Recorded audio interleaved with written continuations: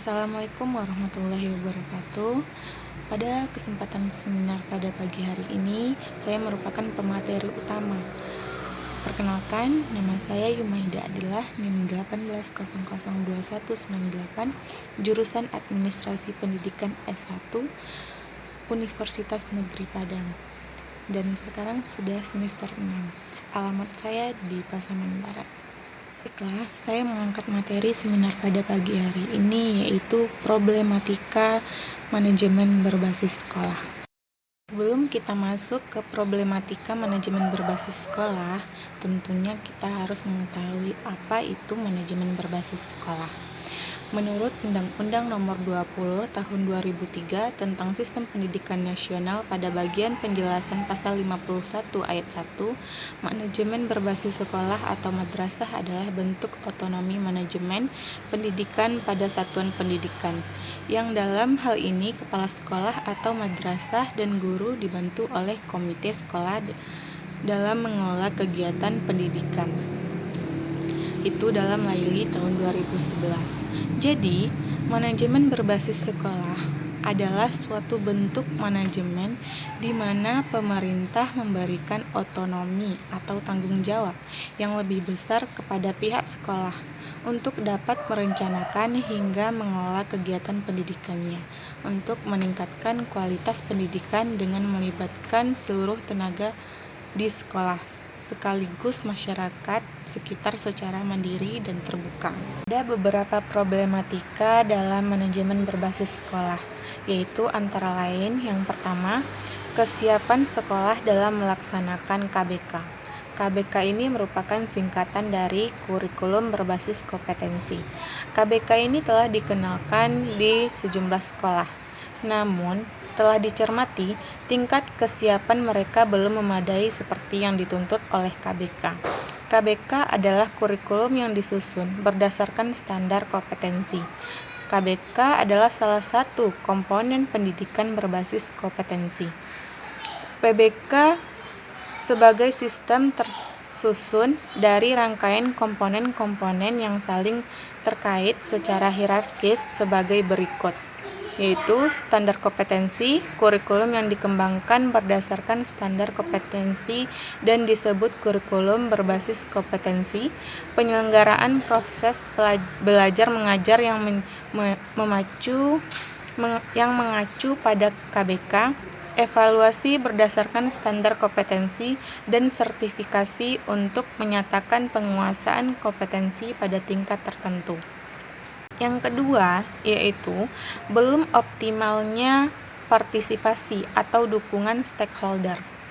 Salah satu inti MBS adalah partisipasi, baik dari warga dalam sekolah maupun warga masyarakat yang berpengaruh maupun dipengaruhi oleh sekolah atau stakeholder. Wadah partisipasi stakeholder sudah ada, yaitu komite sekolah.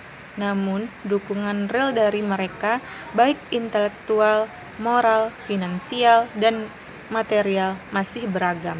Ketiga, yaitu ketidakpastian dalam pembiayaan sekolah. Dua hal yang mengganjal dalam pembiayaan pendidikan di sekolah, yaitu yang pertama, siapa yang membayar, berapa banyak, untuk apa, dan yang kedua, formula sistem pembiayaan per siswa dan per jadwal mata pelajaran. Sampai saat ini, butir yang pertama itu belum jelas, sehingga akhir-akhir ini banyak protes dari masyarakat tentang mahalnya biaya pendidikan. Padahal sebenarnya biaya tersebut belum cukup untuk membiayai sekolah secara wajar. Yang keempat, yaitu kekurangjelasan tata pemerintahan pendidikan. Telah terbukti bahwa masih banyak tumpang tindih pembagian kerja antara unsur-unsur yang terkait dengan sekolah, pembagian kerja antara sekolah dan komite sekolah, pembagian kerja antara komite sekolah dengan dewan pendidikan, dan antara dewan pendidikan dan dewan perwakilan rakyat daerah. Masih memerlukan kejelasan.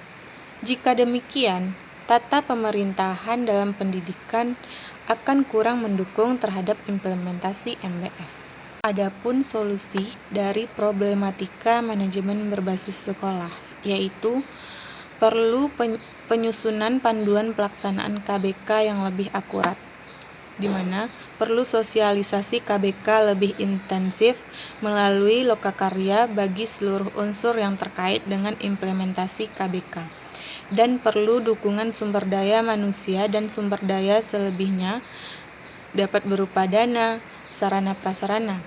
Karena KBK menuntut pembelajaran yang lebih konkret, bukan sekedar abstrak.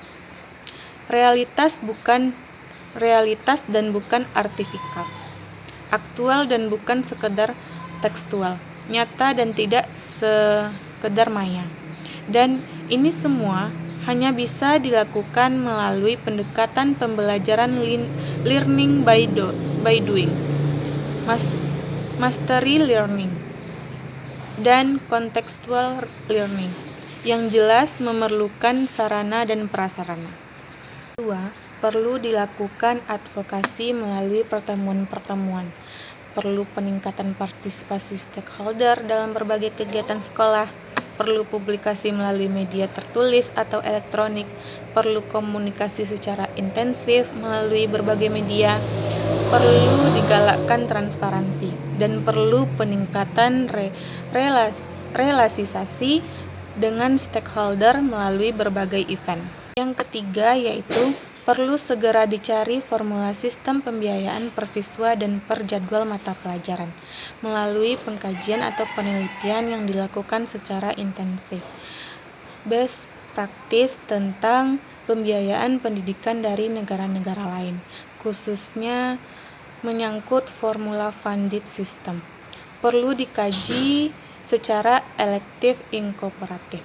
Yang terakhir yaitu perlu dibahas secara lintas organisasi mengenai fungsi, struktur organisasi, pembagian kerja atau division of labor dari masing-masing pihak yang terkait dengan tata pemerintahan pendidikan di sekolah melalui lokakarya dan pengkajian tentang praktek-praktek terbaik tata pemerintahan pendidikan di sekolah-sekolah lain.